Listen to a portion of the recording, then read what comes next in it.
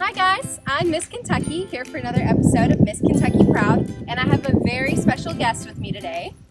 Hello, my name is Brennan Gilkison, live in Clark County, Kentucky. My wife and I farm soybeans here. We have about 1,300 acres of soybeans along with the rest of our operation. As you can see, we are standing in those very fields right now, which is really exciting. What's one fact about soybeans that people probably don't know? You know, one fact that I like to talk about is how soybeans make their own nitrogen. They're nitrogen fixation, and they have nodules on them that make their fertilizer. Can you show us one of the soybeans in here? Just pull one right out. So down here on the bottom of the roots, you've got these little styrofoamy looking balls. Yeah. And that's your nitrogen that a legume, any legume, but we're talking soybeans today, makes their fertilizer. It's pretty neat.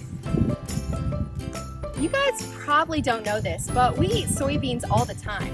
Now, these little immature soybeans look a lot like edamame, and you can get things like soy sauce, soy lecithin, those things you probably know a lot about. But the one thing that you probably don't know that you eat all the time is actually soybean oil. You see, soybean oil is the only ingredient in vegetable oil. That's right, vegetable oil that you cook with all the time, it's really just soybean oil. So let me just see if I can find some down at... What do you know? The harvest is plentiful this year, my friends. In addition to vegetable oil, there are lots of other ways we eat soy, but we're not the only ones that eat soy. Animals are big fans of soybeans. In fact, poultry is one of the #1 buyers of soybeans right here in Kentucky. They feed them to their chickens so that they can grow big and strong and do all the things that an adult chicken needs to do. But in addition to eating, there are lots of other ways we can use our soy. In fact, soybeans can be used to make crayons, they can be used to make ink, and look at this! They can also be used to make candles. You never know what you're going to find out here in the soybean fields, but one thing is for sure, soybeans are a part of so many more things than you could have ever imagined. In fact, the list goes on and on. I challenge you guys to come up with 3 different ingredients that you didn't know soybeans were a part of. See if you can find 3 different things that soybeans are disguised as. I've already given you vegetable oil and soy lecithin, but see if you can come up with any more. Soy is all over the place, and it's grown right here in Kentucky.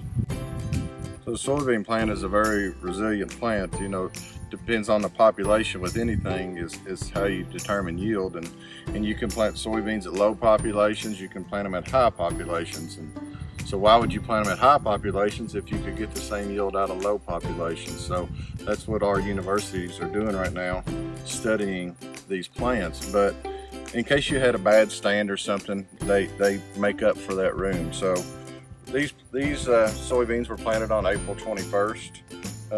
They make their own nitrogen. A soybean plant is unique, it's a legume. And so we want soybeans to be able to flower, and if you can see a flower right here, that's going to make little soybeans.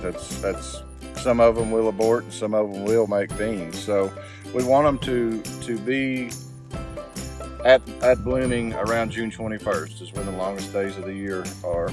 And so we try to do that and take care of them all year long, so we can have the most pods. More pods, more beans, more bushels.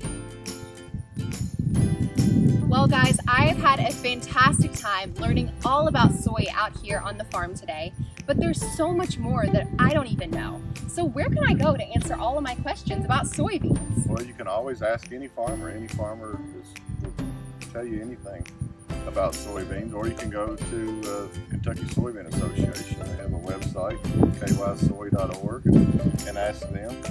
So see guys, it's a really great idea to get to know the people who make your food. Our farmers are friendly, awesome, hardworking, and I'm really grateful that I got the chance to come out and hang out with one today. Make sure you go to your local farmers market to meet a farmer for yourself, or go to KentuckyProud.com if you're looking for a local farm near you. The Kentucky Soybean Association does a tremendous job supporting our farmers and making resources available to anybody who wants to learn. So make sure you check out their website below, and we hope to see you guys next week on another episode of Miss Kentucky Proud.